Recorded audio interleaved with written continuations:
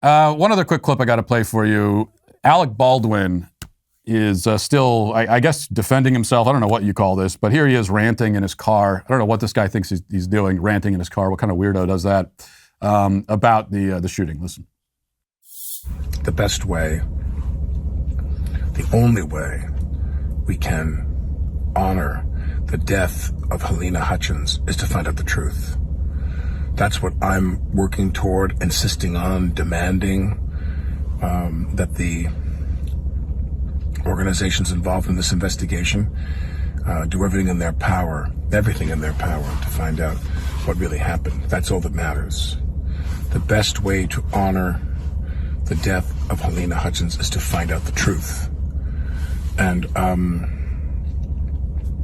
any suggestion that we're not complying, myself and any lawyers I'm working with or what have you, is a lie. That's a lie. We're gonna, as soon as we go through this process, then by all means we will comply.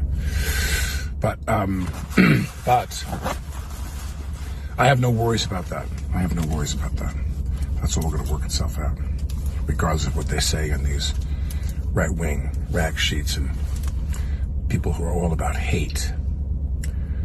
But setting aside all the hate, setting aside all the January 6th of it all, there it is. What? Why did he hold up a packet of Splenda? What? I never actually watched this clip, so I'm befuddled. So he held up a packet of Splenda in which he had drawn a smiley face. And oh, okay. Well, I guess he's innocent, Your Honor. If he ever ends up in court, I guess this is what he could present. Your Honor, I present Exhibit A, Splenda. I rest my case. Well, but that would require him to go to court and be charged with the crime, which he has not been. Instead, he's making videos in his car saying, we have to figure out what happened. We got to get to the bottom of this. I mean, the hubris on this guy, the gumption. He pointed a gun at someone and shot them and is now saying, we need to figure out what happened. I am dedicated to getting to the bottom of this. You picked up a gun, pointed at someone, and shot him in the face. Like that's what happened. I'm pretty sure that's it. It's actually not very complicated.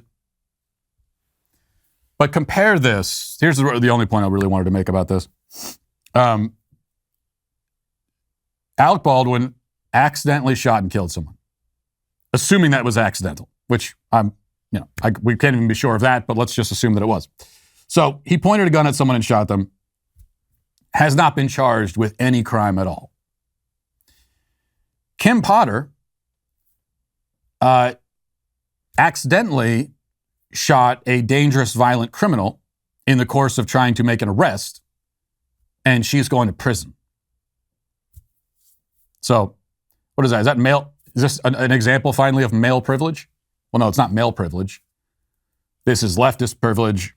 This is being a rich, famous celebrity privilege. And those are, you want to know what privilege looks like? Like, those are two forms of actual privilege. There's ideological privilege. And then, there's the good old-fashioned, I'm rich and famous privilege. That is real privilege, and that is enduring. We've always had that kind of privilege in America. That's always existed, and it will probably always exist into the future. That this dude is in his car waving around packets of Splenda, a free man, while Kim Potter's going to prison for who knows how many years. For what we know is an actual accidental shooting where she didn't shoot some poor innocent woman who's a cinematographer in Hollywood. She shot a violent, dangerous scumbag whose death is in many ways a benefit to his community. His community's better off without him because he's a terrible, awful, violent, horrible, horrifically evil person. She goes to prison, not him. Well, I hope you enjoyed that clip from the Matt Walsh Show. If you did, go ahead and hit that subscribe button right down there so you can stay up to date on all of our future content.